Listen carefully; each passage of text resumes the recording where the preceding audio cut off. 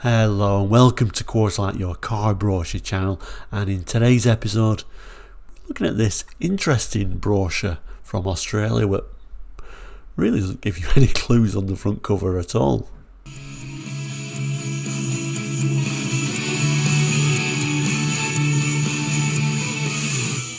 Hello and welcome back, and if you're new to Quartzlight, we're a car brochure channel looking at car brochures from around the world for the 60s, 70s, 80s and 90s and sometimes beyond here on YouTube, and for you all to hopefully enjoy. Now, if you're not subscribed already, please consider doing so. It is all completely free, as is liking this video. Anyway, today's episode, it's an unusual little brochure. It doesn't give you many clues on the front cover, but I'm sure you realise, as the video will be titled this, it's the Leyland Marina. Yes, the Morris Marina for Australia. So let's throw this brochure on the board and have a little look around what is, like I say, an unusual brochure for Australia. So yeah, a very unusual front cover, isn't it? Just a white cover, no sign of any cars. Nothing even on there to suggest what model of car it is. Looks like someone has been at the dealership with this brochure, which is quite nice, and trying to price one up by the looks of it. And we even got a nice dealer stamp as well. So at the top it says, "Let me introduce you to a new car that combines all the good little ideas of the Japanese with the toughness and space of Australian cars." You think, what could this be? We've got this quite unusual little character in the middle, and then, like I say, someone's obviously been at the dealership trying to actually price one of these up. The Deluxe 1500cc, I think that means manual, 2,970 Australian dollars. And then the dealer stamp isn't the best. Someone obviously hasn't pressed hard enough or had enough ink on there, I guess. Although sometimes it's actually the material of the brochure itself. But you can see the dealer stamp there, Leyland Australia Service, British Leyland plug hole of doom. And then at the top there, it's hard to make out. I'm struggling to make this out. So if you do know this dealership, certainly put it in the notes. It looks like Kello Parkiner Pty possibly. Russell Street in Melbourne, I'm assuming, an authorised dealer. So nice to see a nice Australian stamp on there, even though it's quite difficult to make out. Anyway, no sign of any cars yet, so let's open the brochure up. So we open the brochure up, and there we go. First little picture of the cars and the name, the Leyland Marina for Australia. Now, the Marina was actually initially called the Morris Marina, like it was in the UK when it was first launched in April 1972 for the Australian market, although there was a bit of a change in the marketing policy, and then from 1973 it was known as the Leyland Marina. I think this brochure is from around about 1973. Interesting setup with the engines, as we'll have a look in a moment, and we'll notice also the different grille, and the different grille on there was actually introduced when they changed the name to Leyland Marina. Let's just remind ourselves what the UK Marina looked like, or UK Marina, and a similar story if we notice, both showing on the UK brochure as the coupe and saloon, similarly on the Australian brochure, although Australia never got the estate. And you can certainly see this different front end treatment, this quite unusual grille on the Australian model. So on this bit of a brochure, we've got this sort of like numbers. So we'll go through these numbers and these pictures and these descriptions about this Aussie Marina, and then we'll go through the text and possibly have another look at these images before going to the back page. Yeah, it's only a little 4-sided brochure, this one, but let's start logically at number 1. So it starts here, number 1, the new Marina, the 4-cylinder OHC 150 and OHC 175, come in both 2-door and sedan version, so coupe and sedan. Now it's saying the new Marina here, of course, because like I say, I think this is just when it changed its name to the Leyland Marina Telling us here two sides of engines, 150, 175. That refers to a 1500cc and a 1750cc. Later on, interestingly, from November 73, so this brochure must be before that, they actually brought out a 2600 six-cylinder engine, kind of like to compete against the Holdens, I guess, with their six cylinders, and probably the Cortinas with their six-cylinder engines as well. So that was an interesting one. It's not shown, sadly, in this brochure because this brochure is too early, but amazingly that had quite good performance. Well, unheard of performance from Marina. We're talking 0 to 60 in 9 seconds performance. So I'm sure that was only good in a straight line though, but nevertheless impressive performance from the larger engine ones. Moving on, number 2, and quite nicely has a little bit of a zoom in on that unusual grille there, says, as Australia is a tough country with many poor roads and severe climate conditions, the Australians build tough cars. And absolutely, these were actually sent off from Coventry in sort of like knockdown kits, but certainly a high level of local content put into them. Think different running gear, different axles, uprated wheels, and certainly different seats as well. But I think overall, certainly a much higher grade of fit and finish than what we got in the UK, to be honest with you, and what I've kind of like read about these. Number 3 continues that similar sort of theme by saying the new Marina has a very strong suspension system, also a new grille, new matte black window surrounds and more. So I think this is really referring to, it was originally introduced as the Morris Marina in 72. They've kind of like had to reintroduce it because of this marketing strategy using the Leyland name in itself and, you know, putting a new grille on there. Number 4 tells us, and as Australians are tall people, the new Marina with deluxe or super trim levels has much more room inside, and a bit of a chance to glimpse in at that interior. Those seats and that unusual steering wheel with that Leyland badge in the centre there. Notice head restraints. Australia, of course, much stricter safety regulations. You certainly weren't looking at head restraints on our marinas at this time anyway. There is kind of like a simlet sort of image there from the UK brochure for the Morris Marina. Notice no head restraints, and this is kind of the top model as well. This is the 1.8 TC shown here, but still no head restraints. And then it talks about what you get on the inside of the Aussie model. It says, depending on the model you choose, standard equipment include a clock, push button radio, tachometer, sports steering wheel and a cigarette lighter. How lovely. And then number 6 tells us the new Marina is tough, so tough that it's backed by a full 12/12 guarantee, and it shows this little return of this gentleman again. And then number 7, the Leyland Australia Buyers Protection Plan. You see, Leyland build cars better so they can afford to back them better. And really bizarre little image. I'm not sure what this person's actually doing here. And then finally number 8, that's why the Marina combines all the good little ideas of the Japanese and the toughness and space of Australian cars. Oh, I see. This looks like a little bit of a martial arts expert, I think, possibly. Was that some kind of like attack on the Marina? Is that what it's trying to show you? I don't know.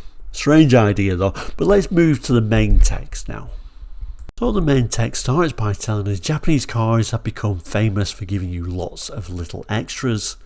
About the only extra they don't offer is a little extra room inside and a lot more power. It's not surprising really when you think about it. So it's unusual, this brochure. It's almost like it's scared of the Japanese competition and saying, you know, they may be reliable, but you know, this car is bigger and this car's got that. So a strange strategy that ultimately didn't work. I guess it's that same theme in the UK when Japanese cars are starting to pick up sales. Well, this is still quite early yet, possibly even more so in the Australian market. And of course this strategy didn't work because the Japanese cars really went from strength to strength, and cars like the, I would say Morris Marina, but the Leyland Marina, kind of like production ended in 75. Anyway, it goes on to tell us, we thought about it and decided that what Australians really needed was a car that combined all the little strengths of the Japanese with the strength and space of Australian cars. I really don't think Leyland and British Leyland and Morris cars and Austin cars, and here the Leyland Marina in particular, didn't really understand what Australia wanted, and ultimately was a bit of a failure. It goes on to tell us that's exactly what the new Marina has. For a start, the new Marina gives you more headroom, legroom and general space inside than the light Japanese cars. And naturally, because we had more space inside, we could fit deeper, more comfortable seats. It's also a comfort to know you can expect up to 36 miles per gallon from the rugged 4-cylinder overhead camshaft engines. The 150 engine delivers an impressive 72 bhp at 5500 rpm. The 175 engine 89 bhp at 4800 rpm. So the larger engine that came later would actually have been 121 horsepower from the 2600 E series 6-cylinder engine. So that was certainly an unusual one. It goes on to tell us they are tough, uncomplicated engines designed and built for Australian conditions. In fact, they are the only 4-cylinder engines ever to be designed, engineered and built in Australia. So here we go then, the two main colour images. The one at the back is obviously the little bit of the coupe version. The one nearest is the sedan. Let's just move to the back. One thing is, it is nice to see a little idea of the colour palette, which I think was actually quite nice for Australia. So certainly a few little unusual bits on the Aussie versions, isn't there? This, like I said, this unusual grille is what really stands out. Also this like darker area. Now I'm not sure if that was really for any sort of like two colour effect. I think this is probably more for some kind of like resistance, possibly some kind of extra rust resistance on there. Also these very unusual dark areas around the windows as well. If we look at the UK coupe, just to really quickly compare. Anyway, let's move back to the Aussie ones again. So this is your 4-door saloon, as you can see. Certainly noticeable of them head restraints on those nicer seats by the looks of it. Again, this sort of like lower treatment in this dark material. Same placement for the Marina badge though, that on the bonnet is of course the same, but again that sort of like unusual sort of dark treatment. It's compared to, you know, the UK model Marinas. And then we go to the back page. Usually not much on a back page, but actually we're greeted with a rather large colour picture. Okay, so as we just zoom in onto that main image on the back page, possibly my favourite picture actually in the brochure. It's on the back page, which is weird, and it's the interior, but it's such a nice image, and so nice to see that dash of the Leyland Marina and those really quite lovely seats actually. This is our UK one. Similar sort of idea, isn't it? So Marina's still on the same sort of spot on that glove box. Very similar all round, although you can see things like no radio. So I think the Australian ones were certainly a little bit higher spec. I guess the Australians needed something a little bit more on their cars. But it still looks like the door cards are the same. Quite often they are changed on Aussie market cars, but they do look like they are the same door cards by the looks of it. Text here is telling us to build a bigger, tougher car without giving it bigger brakes and better handling would be irresponsible. So the new Marina has 9.9 inch disc brakes up front, rack and pinion steering and rugged torsion bar suspension. We believe the new Marinas are better built cars, and to prove it, we back them with the Leyland Australia Buyer Protection Plan, which is an extra nobody else can provide. All the good little ideas of the Japanese, that's what we promise with the new Marinas, and that's what we deliver. The Marina Super 2-door, for instance, comes with a push-button radio, reclining bucket seats and colour-coordinated textile inserts, wheel trim embellishers, matte black cosmetic treatment to the body sill and windows. Okay, so it's saying the sill, that matte black is just merely cosmetic, not extra protection there. So treatment to the body sill and windows, a tachometer, a full floor console and sports steering wheel. We think you'll agree that all adds up to an impressive list, but there are even more good little ideas, like opening rear quarter lights, a prismatic rear view mirror, door-to-door carpeting, power disc brakes, flow-through ventilation, a cigarette lighter, 4 armrests, 4 jet power operated windscreen washers, and of course the engine is an overhead cam. Not only do you get all these good little things, but you get room inside to enjoy them. You don't have to compromise between space and extras any longer. Marina gives you the lot and for so little money. Prices actually start at a lower figure than either our Japanese or other Australian competition, and that really means there is no competition at all apparently. Anyway, we move down, we've got the Leyland Australia, the British Leyland plug hole of doom, Leyland, the new driving force. We also get a little bit of an extra little sheet for this brochure. So we also get this little unusual sheet that came with the brochure. It's only very thin paper. The printing isn't the best, but it's amazing condition. It's really survived. I kind of think this was possibly printed after, because it is showing the 6-cylinder engine in the specification. So interesting to see that at least, but we'll have a look at least at some of this. So first of all, let's talk about the Marina as a 4-door and 2-door deluxe model. Showing us 3 engine choices, so a 150 1485 litre 4-cylinder, a 175 OHC 1746 litre, which is a 4-cylinder, which is the 2 models it's shown in the brochure, and then the 2626, a 2623 litre 6-cylinder engine. Transmissions there for the 4-cylinder is a 4-speed floor shift manual. 6-cylinder we have a choice, so a 3-speed floor shift manual and a 3-speed floor shift auto. So 4-speed manuals for the 4-cylinder goes down to a 3-speed manual for the 6-cylinder, which is certainly a little bit unusual. It then shows the next model up, the Marina 4-door Super. 2 different engine choices this time. We've got the 175 and the 262, so the 1746 litre 4-cylinder and the 2623 litre 6-cylinder. Similar sort of idea with the transmission, although the 4-cylinder now can have the automatic. And then a similar sort of idea to the 2-door Super. Same engine choices, same sort of transmission choices. Now I'm not going to go through all these because it's such small writing, such poor quality paper. It's very difficult to really go through all of it. But it's got such things as the buyer protection plan, which is kind of like talked about all through this brochure.